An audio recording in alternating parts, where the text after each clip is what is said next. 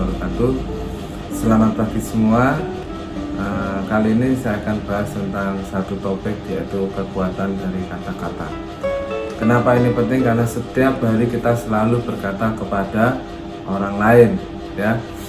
Dan yang menjadi masalah adalah pada saat kita berkata-kata kepada orang lain atau kepada diri kita sendiri, kadang kita merasa orang lain tersinggung.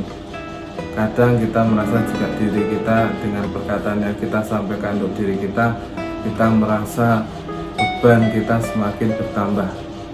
Dari pesan-pesan yang ingin kita sampaikan kepada orang lain atau kepada lawan bicara atau kepada diri kita itu kita sampaikan dengan kata-kata, ya. Dengan kata-kata itu kita akan tahu orang itu akan merespon kita seperti apa. Kadang kata-kata itu membuat orang lain itu merasa termotivasi sehingga dia bisa merubah kebiasaannya atau hal yang menurut kita jelek itu dia bisa merubah. Ada juga kata-kata yang menyebabkan dia tambah drop atau dia tambah hancur, atau kita sendiri dari kata-kata yang kita sampaikan itu kita merasa bahwa kita hancur. Seperti apa contohnya? Misalkan pada saat kita ada masalah, kita menganggap bahwa hidup terasa beban sama hidup terasa sebuah tantangan. Kalau kita berkata hidup ini berat, ya berarti setiap kali ada masalah kita akan selalu merasa putus asa karena kita terbebani oleh masalah-masalah. Tapi kalau kita berkata dalam diri kita bahwa hidup itu sebuah tantangan, berarti masalah-masalah yang kita hadapi perlu kita pelajari, kita selesaikan, kita akan termotivasi seperti itu. Begitu juga pada saat kita bicara dengan lawan kita, ya. Pada saat lawan kita itu kita ada bicara dan di pembicaraan itu kita memojokkan dia. Kamu gendut misalkan, kamu hitam kamu hitam misalkan, kamu tuh nggak ngerti apa-apa, jangan banyak bicara misalkan.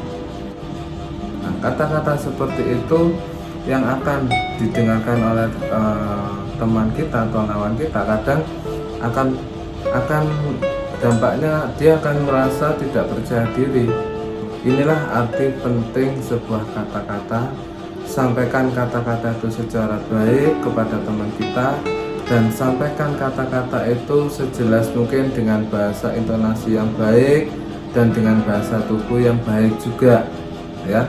Sehingga bahasa tubuh ini juga perannya ada, ya. Misalkan pada saat anak kita misalkan, ya, di kamar itu mencoret-coret dinding itu, kalau kita bentak, "Hei, jangan seperti itu, kamu nggak boleh," dia akan merasa ketakutan, dan di belakang kita dia akan tetap mencoret. Tapi coba pada saat kita melihat anak kita coret-coret dinding dan kita tahu, yang pertama kita duduk di dekatnya dia, dengan senyum kita berkata, "Mari anakku, rangkul papa." Pada saat anak tadi merangkul papa, kita bicara, "Anak, kamu sudah besar, jangan coret-coret lagi ya, ayah sayang kamu."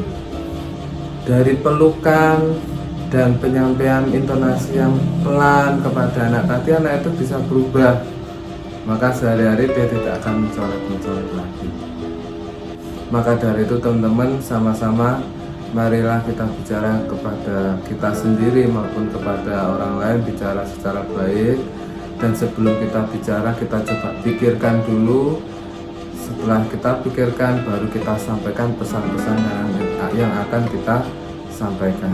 Jadi kata-kata itu bisa memotivasi kita, bisa memotivasi orang lain, dan kata-kata itu juga bisa membuat orang lain itu termotivasi atau membuat hancur. Itu adalah dari kata-kata, ya. Sekian dari saya. Wassalamualaikum warahmatullahi wabarakatuh. Terima kasih.